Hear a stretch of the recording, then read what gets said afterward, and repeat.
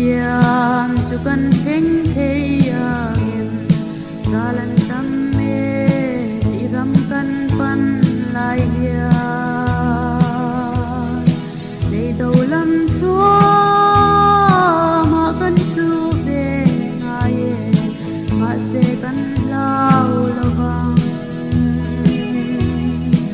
Zion lang san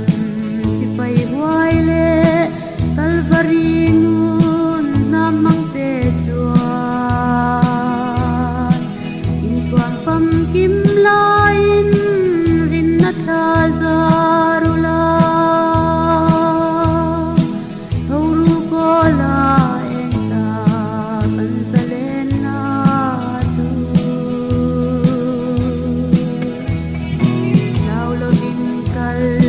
deru kan he nge yang lal tharau mal tom na kan tan chuan kan he nge yang meile thi sen mang chuan sun sung lal fa kan ni Zion lang san si pai huai le Calvary ngun namang te chuan in tuam pam kim lain rin na tha zarula thoru ko la eng ta kan salen na tu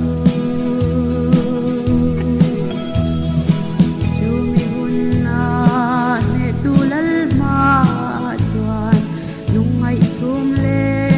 nel marala om lo lan na ro pui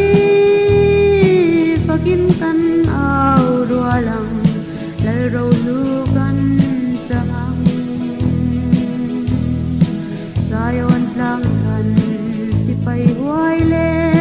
Calvary